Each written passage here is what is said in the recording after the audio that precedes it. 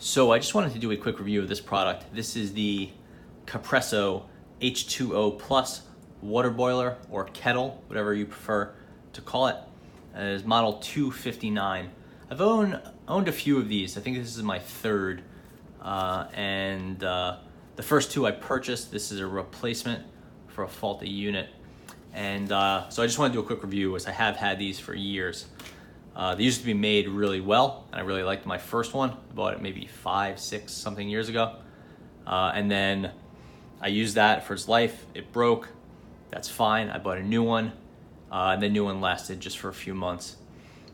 So I did want to take a quick talk about it and why I like it, and then why it's fallen short in the recent years.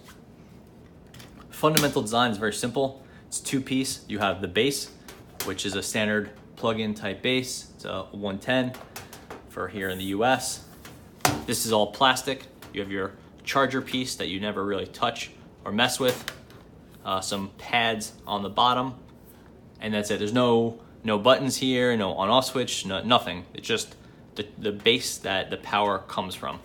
And this seems really water resistant. I've never had any problems with this. It's just something that sits on my kitchen counter and I don't really think about it. I just try not to get it wet or too dirty. And here's the actual business part of it. This is the kettle itself. It has a Capresso logo on it. Has some markers. Your minimum is going to be 2 cups. Your maximum is 6 cups. That's 16 ounces up to 48 ounces. You don't want to fill it past that line because it could boil over, and you never want to put anything in here except water. Don't put soup in here, don't put tea, nothing. Just boil the water, then put the water in whatever you want to use it with. This is glass. Inside, this piece in the middle, that bulb, that's where the heat comes from. That is metal. So inside is only glass and metal. Up top at the lid itself is plastic. This handle piece is plastic. And this piece at the top, I believe, used to be metal, but now it is plastic. This is plastic. Basically anything that looks like it's metal on this, except for that heat element in the middle, is plastic. The base is plastic. You could see where the power comes into this to heat up the element. All very simple. Design here is good. It all functions in an environment that requires, just by default, a lot of steam and boiling water and heat. And this, I've had no problems with that in the past. The problems have come from, well, actually, let's just stick with what's working.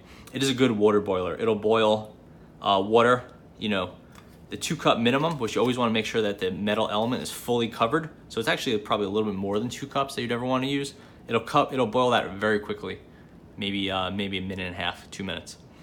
Once you get up to 6 cups, this thing's gonna go for more like 5-6 minutes. It's gonna take a long time to get that going, but I very rarely need to boil 6 cups of water.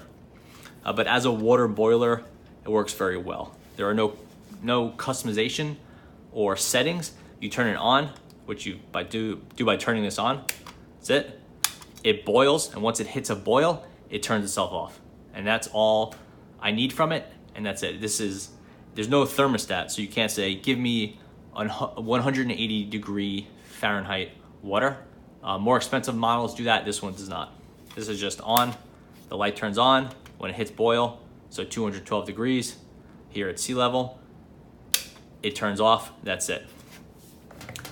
When this thing has failed, it's been for 2 reasons, but one specific, basically one reason, which is poor build quality. But what specifically failed for me in the past is that this top piece has started to fall apart with this plastic covering. This fake chrome will start to lift and get kind of gross. And that's more an aesthetic problem than it is an actual, functional issue. But I have seen this button area will just completely break down, and I've seen it get kind of stuck in an on position, which is obviously very dangerous. This jewel piece tends to fall out. I think it's just glued in, so you could see the electronics in there, which is problematic.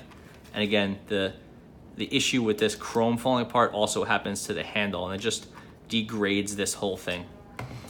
So I would say that the build quality has declined in the past.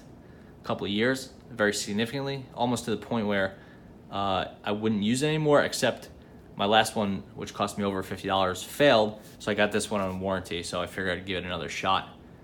Who wants to spend another $50 on a boiler? So as for the actual pouring action and boiling and all just the bare basics you would expect from this, it works really well. It's a good boiler. The build quality seems like I don't think you're gonna get the year of warranty out of this. It's probably gonna break before then. But if you're not using it a lot, maybe it'll be fine. Or maybe if you get a better quality one, we'll see. But overall, I wouldn't really recommend this. But I have had good luck with Capresso's other products in the past. So I'm gonna give this one a shot and see if I just happen to get a bad unit or two. Thanks for watching.